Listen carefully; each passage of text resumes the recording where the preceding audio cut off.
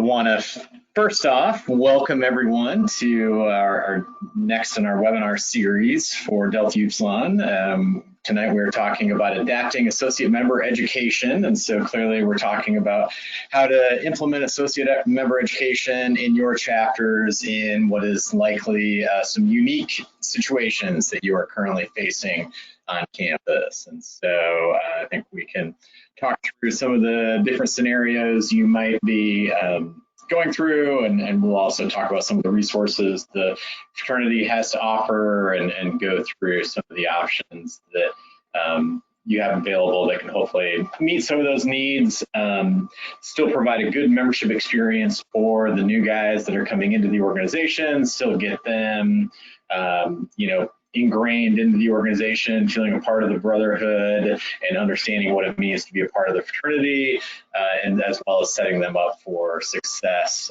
in their future membership, right? I think it looks like we've had a few more folks. I think as we get started here, maybe it would be great to know just what chapters folks are from. So maybe in the chat box, just type in what chapters we have represented. I see a few familiar names on the list here.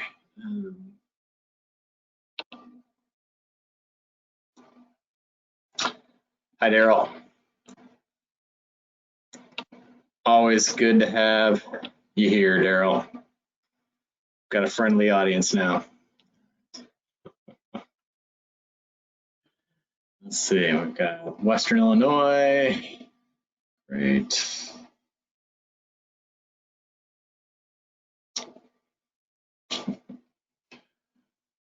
So I'll keep going, but as I go, maybe if guys can keep typing in the chat or the questions box, either one, maybe what chapters you're from, and that'll help give me a little more context as to what direction we're speaking as well, and I can try to tailor some of the things we're talking about to your needs also. So I think a first piece to talk about here is just kind of the process of kind of a member joining the organization, right?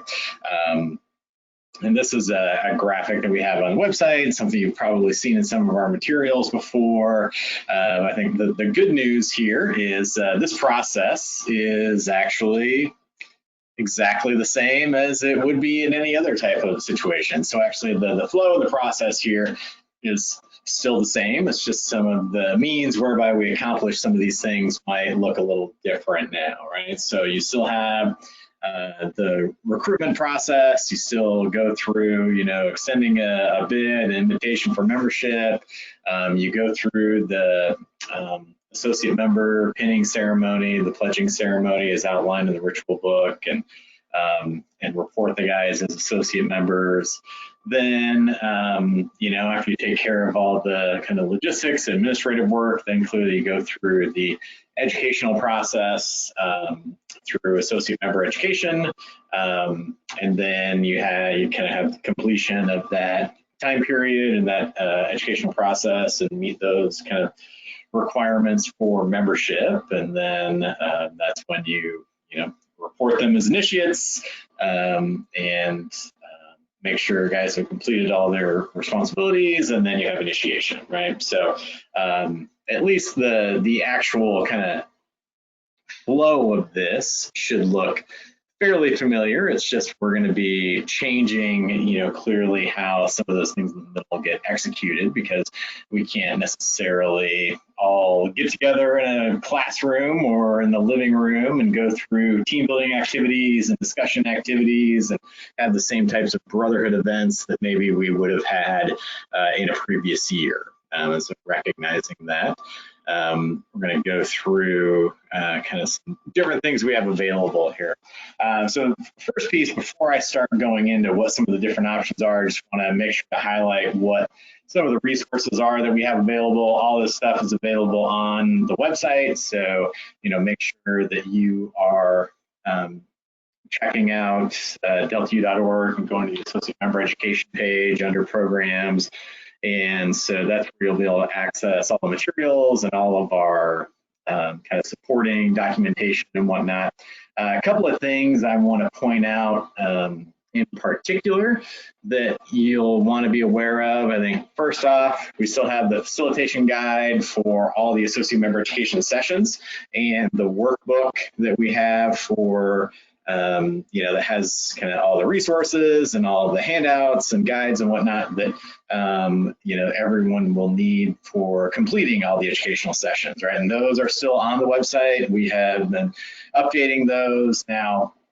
I think certainly the caveat there is those have been primarily designed for more in-person experiences, right? As that was a priority for our associate member education. And so I think, we're having to adapt a little bit and apply some of those things to a more virtual setting.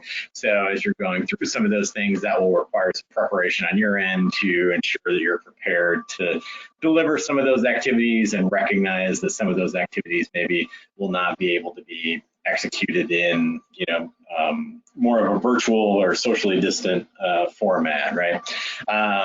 Something that we have included in this year that's on the website, there's also, we've built out PowerPoint slide presentations that can accompany each one of those sessions. And so you'll see those that are downloadable on the website. And those will also have some different spots in there where it'll tell you like, hey, add in your local officer information here, or put in here, list off the other fraternities and sororities that are on your campus, put in your campus academic support information on this slide, right? So, not all of the things are just, central to the national organization or referring to the international organization. Some of the materials also kind of prompt you to include some of the local information that you typically would use or incorporate into some of those sessions. We also have some handouts in there that refer to kind of some membership engagement resources. So that I think will be an important document for you to take a look at. And that really just provides kind of some ideas for different activities and things that you can do in more virtual or hybrid situations. We also have a handout on engaging associate members that really provides, that'll be kind of a supplement to a lot of the things we talk about tonight. So that will really provide kind of this webinar in more of a written format. We have some tips for virtual initiation. If you're conducting initiation or I think any portion of the ritual in a virtual setting, I think that will be helpful.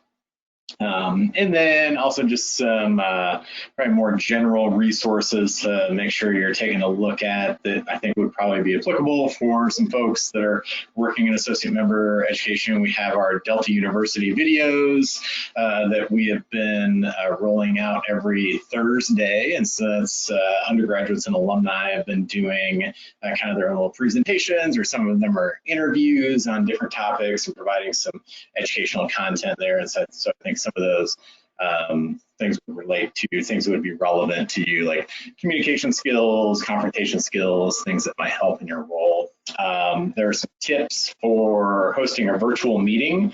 And so I think that might be helpful if you end up in a situation where you're looking at setting up some virtual education meetings. And we'll go over some of those later in the presentation, but know that that's on the Delta Youth on the website as well. And also on there are some ideas for like virtual service ideas and virtual service activities, because I know a lot of groups like to have their associate member class do a virtual service event. And so, that can be a way to still give them a project, give them something to work on together, and still accomplish something through maybe one of those virtual service ideas. Just, will look a little different than maybe some of the in-person service activities will look. So let's talk then about what some of our actual options here are going to be. So I think clearly in a number of our situations, the likelihood that you're going to have associate member education that looks exactly like what maybe you would have experienced, when you were joining the organization is pretty minimal. So we have, kind of three really different options on the spectrum, right? You're probably looking at, I don't know, some folks may have some version of an in-person experience, but I think in those situations, you're probably still looking at, needing to follow all physical distancing, local guidelines, and restrictions on in-person gathering, and certainly looking to incorporate practices like limiting group size for any in-person interactions, utilizing masks, utilizing outside spaces when possible and when appropriate to try to, prevent being in enclosed spaces for extended periods of time together, right? But, I'm guessing that probably the majority of you are not going to be in a predominantly in-person educational setting. And so we're going to focus more of our energy tonight on the other two options, being probably more of a hybrid option or a virtual option, right? So I think probably the hybrid option would be, maybe you do your educational sessions and a lot of like your large group activities online through, a virtual setting or through like a Zoom conversation or some other format. And then maybe you have some one-on-one interactions. Maybe you're able to have some small group activities, a small group discussion as a follow-up to an activity, or maybe a small group brotherhood event, or maybe one-on-one big brother activities or something like that. And, where you can conduct those in a way where the in-person activities follow, all the physical distancing guidelines according to your local health department guidelines and university guidelines, right? Whereas then clearly the kind of virtual setting is going to be a chapter where maybe you have, all activities and sessions are virtual, your virtual Big Brother meetings and activities, virtual study groups, virtual brotherhood activities, really needing to conduct the entire experience online, right? And I think also would be interested just to get your input based on kind of that range, maybe type into the chat box, what do you anticipate that you will be doing this semester on your campus? Just do you think that you'll be maybe more hybrid, more virtual? Is anyone expecting more of an in-person experience?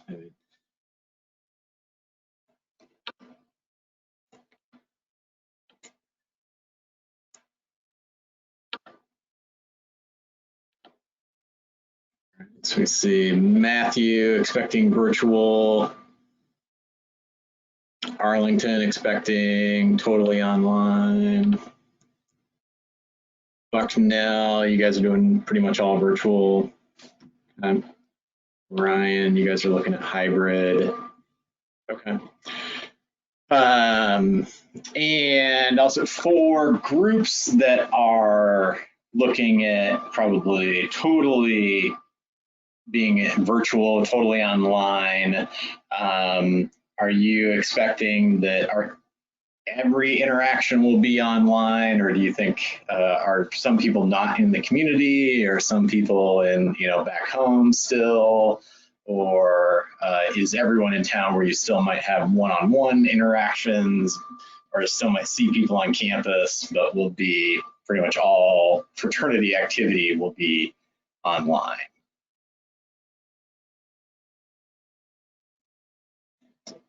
Just trying to get a sense of where people are on this. Yeah, small groups, certainly. Okay. Yeah, because I think that probably the majority of groups, guys, are going to be around or near campus, or I do think we're probably going to have some chapters where you may have some situations where some guys are on campus and some guys are maybe at home or remote. And so I think, those are going to be different types of scenarios where if you have some people that are in person and some people that are back home, we're going to have to do some extra work to really connect with some of those guys that are back home and some of those guys that only have virtual connection opportunities, and make sure they don't slip through the cracks, and make sure they still have a good membership experience, right? So thanks for the input there. Definitely helpful to kind of see where a few folks are on this. So let's talk about just kind of the basics of what maybe a weekly schedule will look like in a virtual environment. Right. And so I think one thing that's important to recognize is, we're going to have to kind of scale our expectations a little bit. We're probably not going to replace the entirety of in-person content and the entirety of in-person activity with virtual activities, on a constant basis, right? I think, the Zoom fatigue is real. And so we certainly can't be just adding more and more and more Zoom sessions onto guys every single day. So kind of what we have been proposing and encouraging chapters to look at with this is think about it in kind of a scaled down version and really prioritize what you want to be focusing on, right? So think about, each week it's going to be identify sort of 4 different types of activities that they can do, right? One would be having an associate member ed session, right? So I think, this would clearly be the regular associate member education sessions that we have that are outlined in the facilitation guide that, have the PowerPoints that we've provided, the actual, material where you go over what it means to be a member of the fraternity and how, you connect with your brothers and whatnot.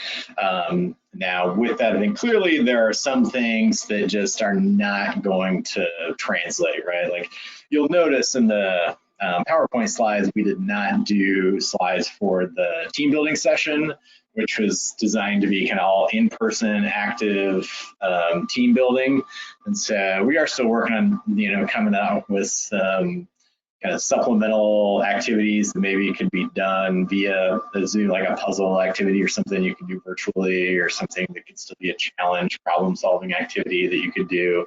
But, some of those activities that we've all done, the ropes course kind of stuff, the team challenge kind of stuff just does not really cater itself to meeting the standards of what we need to meet for health and safety right now. So there are going to be some of those activities that just can't work, right? But there are going to be some other things where, like think about the coat of arms activity in the history session, where certainly the guys can still, work on their little coat of arms and design that out, and then still kind of hold it up to the camera and describe it to guys and still have that sharing experience and still learn from each other. You can still do, kind of our virtual DU history trivia game as a part of the history session, right? There's still aspects of that you can do. And so we really want to, emphasize that and still keep following through with those associate member education sessions, right? Then the other 3 pieces we've identified doing, a growth activity, a brotherhood activity, and a big brother activity. Clearly the big brother activity being kind of once you have identified who your big brothers are and whatnot, right? But and we have the growth activities and the brotherhood activities outlined in that engaging associate members handout that I referenced before. Provide some activities. The thing we're thinking here is clearly some of this stuff may need to be more individually driven because it may not be possible to get guys together in small groups. Now, certainly if you're in a situation where, hey, maybe they are going to get together in groups of 4 or 3 or something, and maybe we can have them do some small activities, either brotherhood or growth related together, then you can certainly look into that possibility. But, if it needs to be more of a, I'm going to go do something on my own and then come back and share that, then that can still be a way to create sort of active learning processes while going through the associate member process, and then have something to come back and share, as a part of your group discussions when you come back on your virtual sessions, right? And so, some of the examples of those things are going to be things like, I think we had a chapter in last semester that was coming up with some of these ideas as well, like having the guys, create and put together a LinkedIn profile, right? Maybe I think one of them was have them meet with all their professors during office hours that week, right? And make sure they connect with them and talk about their progress in each class with their professors, right? And that could be an activity that they're encouraged to do. Certainly maybe something could be related to, looking into a aspect of the chapter history or the fraternity's history that they could then come share with everybody else. Maybe it could be something related to like a personal project related to maybe their career interests, career goals, right? So, some different things like that that can still be shared with the group, still be productive, but can be individually focused. And then the brotherhood activity clearly is going to have more of a social dynamic to it, right? And that could be, something more like, doing a group virtual brotherhood event one night. And certainly I've heard of chapters doing virtual, trivia nights. I've heard of chapters doing like a virtual, we had one chapter do like a virtual like murder mystery dinner as a social event kind of deal. I've heard, we've got, I see AJ had the great idea of, he told me about doing, virtual poker nights with the guys, and the guys were having a good time doing that. I've heard chapters doing like virtual watch parties for sporting events, movies, things like that. So just something where they can have a social experience, video game tournament, something, right? Same stuff you guys have been doing with your guys throughout the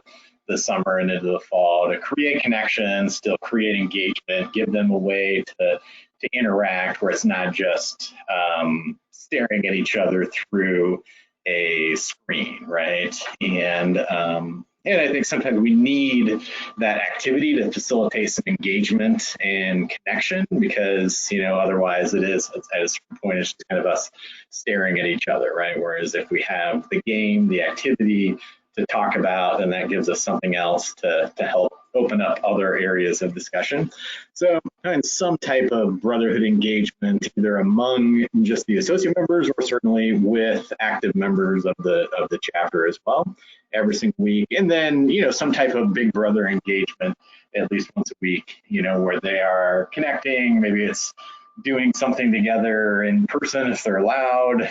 Maybe it's, doing a virtual activity together. Maybe it's just having, a couple of calls throughout the week, but making sure they're having that connection so that there is someone making sure that someone feels welcome and appreciated and a part of the chapter and has a sounding board for the chapter, right? So, and that kind of replaces, some of like the 4 founding principles events and some of the bigger project planning kind of stuff you'd be able to do in person. And then, this can be maybe a little smaller scale, but still gives you a way of, generating an associate member education schedule and creating some of that activity that's going to make us feel like they're doing something, having an experience, getting to know guys, and having some fun, right?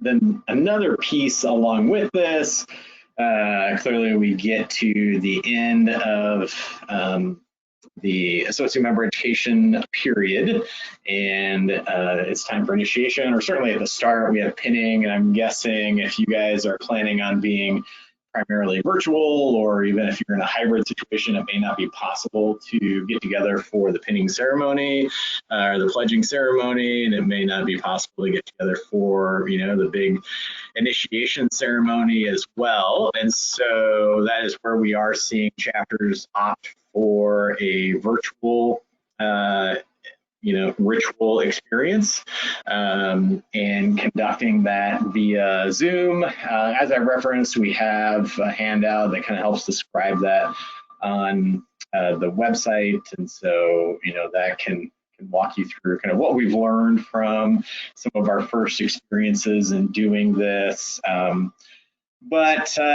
think it essentially ends up kind of getting pulled off in the exact same way that you would do regular initiation, just clearly just like this, instead of being in the room together. So you still have the ritual team, reading through their parts. Clearly there are going to be some parts that need to be expressed a little bit differently. You're not actually going to reach out and shake someone's hand or something. When you're telling people to like stand up, or it's telling you to like walk somewhere, you can't necessarily do those instructions. And so there are going to be pieces where you kind of have to adapt that a little bit. You're not going to be able to like place the ribbons. And so you're going to have to, ask them to do some of those things for themselves. With initiation in particular, if you have the ability to get stuff to guys, certainly one thing you can do is, a week or so in advance of initiation, if you get your associate members reported as initiates, go ahead and get that submitted early and contact our office at ihq@deltu.org and just let us know what you're doing and that you want those badges and ribbons sent out before the initiation ceremony.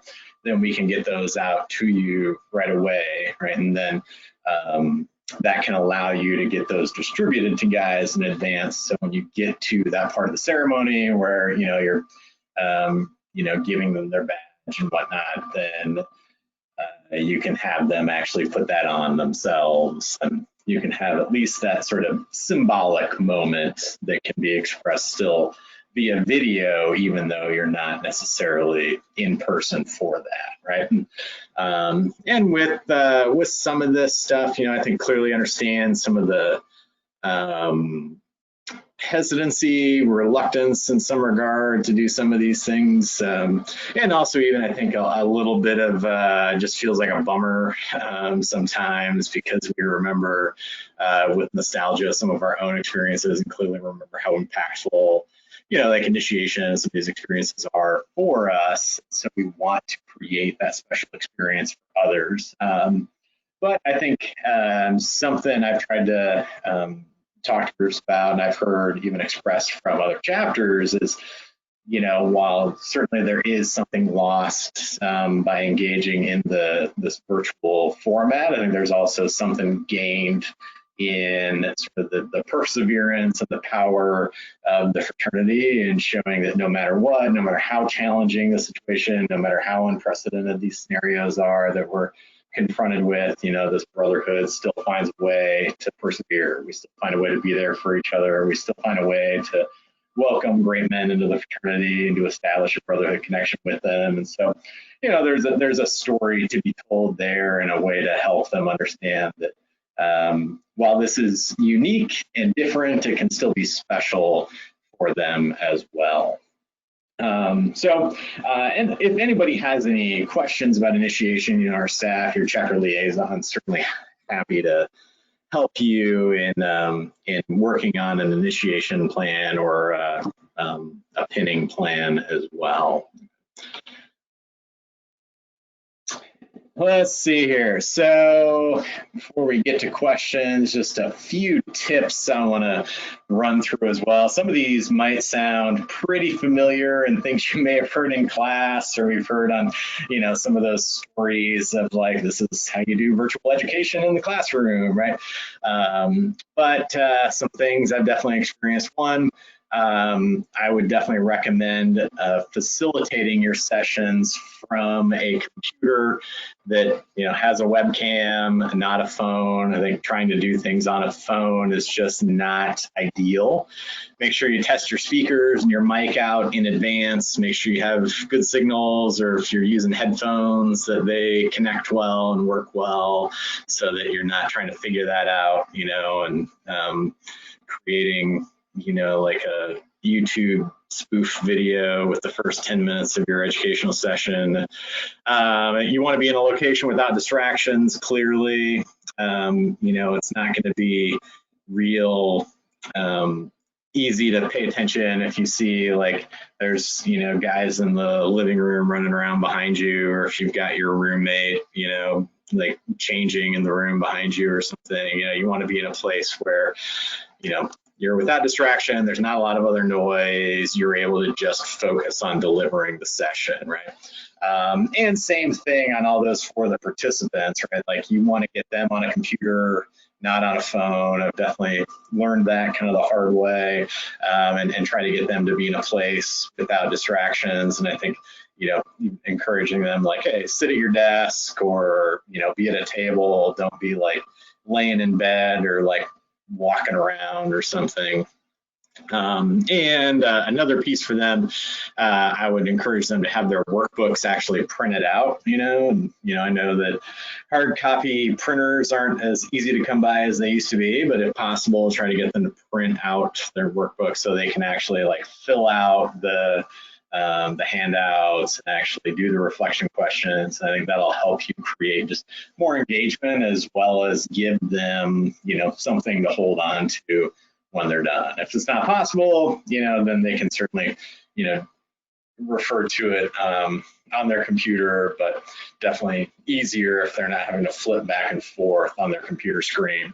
A couple other pieces for you as a facilitator that I found. I think, especially if you're doing like the Zoom session, I have found it's more effective to kind of take the reins and like call on participants to speak, or kind of be a lot more directing than you normally would be in an in-person setting, because I think like you'll kind of have even like the basic intros, right? Like, all right, everybody jump in and introduce themselves, right? And then you have like the few seconds of awkward silence, and like 3 people unmute at the same time, right? And so so that can be a little challenging, and you think like, oh, we'll just go around in order on the screen, but then you realize like everybody's screen ends up having a different order of who's in what box and whatnot. So, I found it can just be helpful to be like, all right, we're gonna say, hey, Brandon, can you introduce yourself first? All right, Matthew, you go next.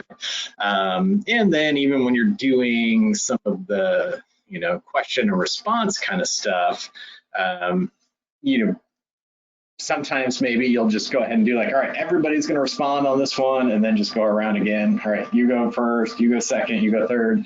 Or you might go like, all right, let's use the, raise your hand function, and then I'll call on you, rather than having it be, just jump in and start talking, because that can kind of ease some of the awkwardness and help you just kind of maintain control of the room a little bit better. Certainly using things like polls in the chat box can be good ways to create engagement and make sure guys are paying attention and whatnot. And also using breakout rooms can be a good way, especially if you have, a larger group. If you've got 30 guys, then you're going to have a really hard time creating discussion in Zoom. Like, it's just, I don't know, you guys have probably experienced this more than I have, maybe in some classes, but a 30-person discussion in Zoom is just like rough.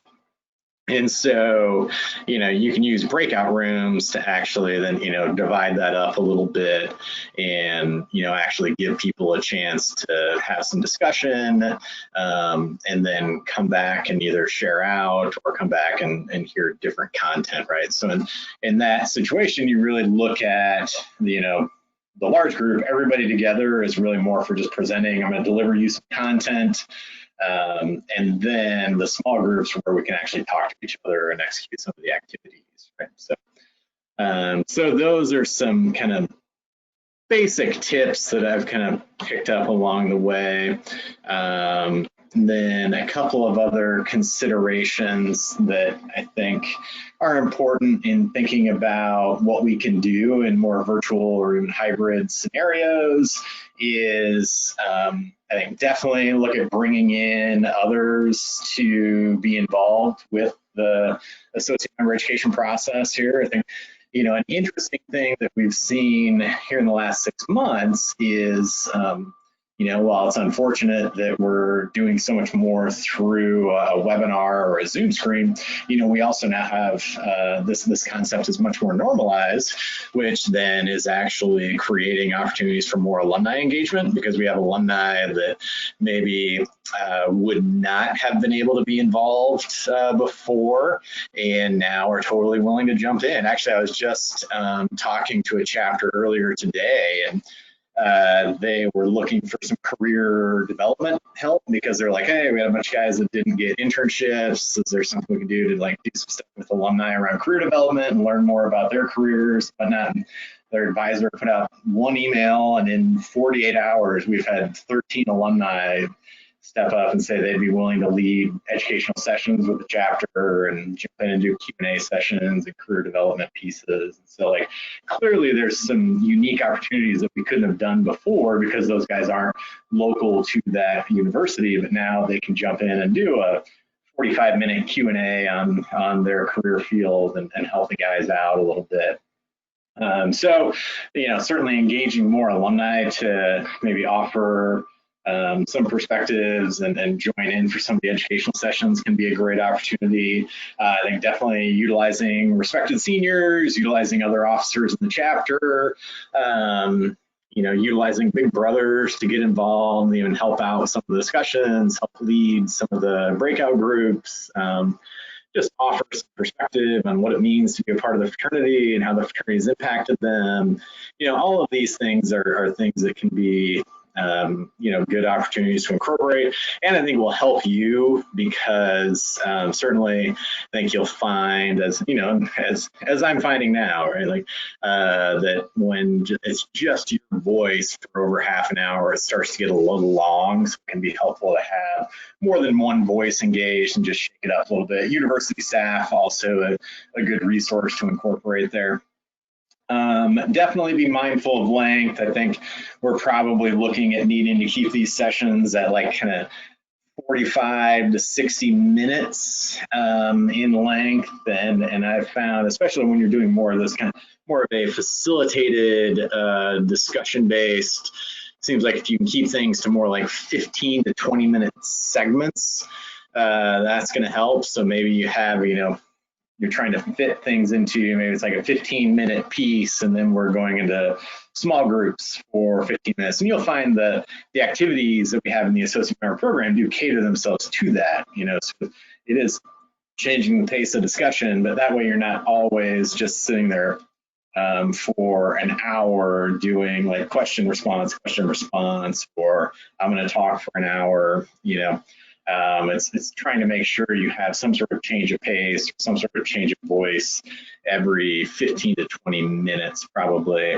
I know some chapters have been incorporating videos and whatnot, even though maybe guys can't necessarily go through the house all the time, doing a video tour of the house. Or I know some chapters will do campus tours of key things on campus, markers on campus related to chapter history and stuff. That could be something you could walk around and make a video on your phone and put that together and then play that as a video for your educational session. You're all, maybe not the entire session, right, but a portion of the session, right? So, think about maybe some ways that you can incorporate that. Maybe videos from members encouraging messages, or have them record a short video and play that rather than having them join in for the actual session. That could be an option as well. I think it's important to remember to kind of prioritize what you're going to accomplish and scale the program. Do recognize that you may be on accelerated timelines, you may not be able to fit everything in, right? And so, this is going to be a place where you have to prioritize some of the key aspects here, and make sure that you're hitting on the basics of helping them understand what the fraternity is, helping them understand the basics of how the fraternity works, helping them develop some connections with the members, and helping them understand some understanding or some kind of personal understanding of what the organization means to them, right? And so I think that can be one of the things that can be worked out in maybe more some one-on-one coaching. I'm certainly happy to do some follow-up with you guys on that.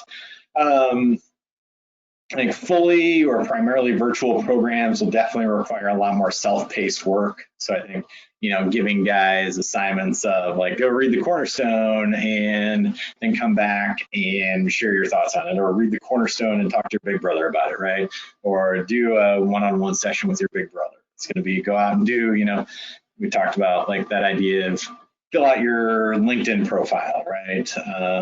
Create your resume, go talk to your professor, go, talk to somebody in a career field that you're interested in and come back and talk to us about it. Go look up, something about the history of the chapter, right? So there is going to be some more self-paced work because you're just not going to be able to have as much in-person time. And I think with that, something I didn't put in there is probably going to be a lot more one-on-one check-in time for you all, in your chapter leadership roles, whether you're maybe in an advisory role or certainly as, VP of membership education or associate member educator, of needing to, you can't just have that 1 hour of engagement through a Zoom session, right? You're going to need to be texting guys. You're going to need to be following up with guys. You're going to need to reach out if somebody doesn't show up for a session. You're going to need to, do one-on-one sessions with guys to talk to them and provide them with some more educational experiences. And for some groups, if you have a larger associate member class, you'll probably need to engage others in that work, and certainly big brothers will play a pretty central role in that as well. And so I think we're definitely going to need to have big brothers really step up to the plate and in kind of getting guys socialized and introduced to active members of the chapter, since you're not going to have as much of that just like hanging around the chapter house or running into each other in the student center kind of time, right? So those are some other kind of key considerations that I want to put out there. One other piece that I want to make sure to mention, and certainly if you guys have any questions or want some follow-up on anything, feel free to throw some questions in the chat box there. But we are also going to be doing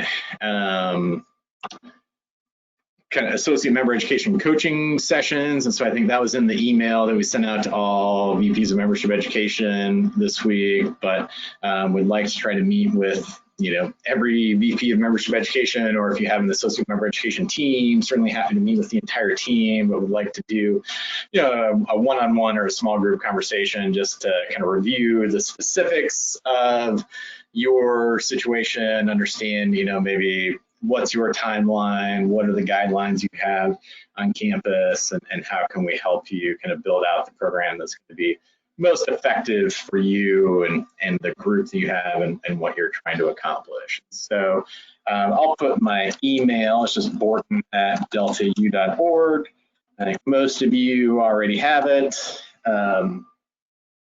But if you just want to email me at any point, and certainly would be happy to set one of those up with you, and we'll be doing some additional outreach on that as well. So, and did anybody have any other questions?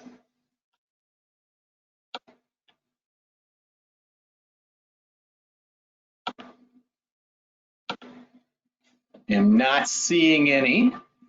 So then with that, I think we will say good night, but appreciate everyone for joining in. Excited to hear how things get going, and certainly hope that you'll reach out and share some of your progress and some of your successes, and know that this is going to be a little bit of a unique journey, and we're all going to be learning a little bit together as we go through this. And so happy to learn from some of your successes, and then happy to help pass along some things that we're learning from others as well. So look forward to hearing from you all, and wish you all good luck. And so have a good night, everybody. Thanks for joining.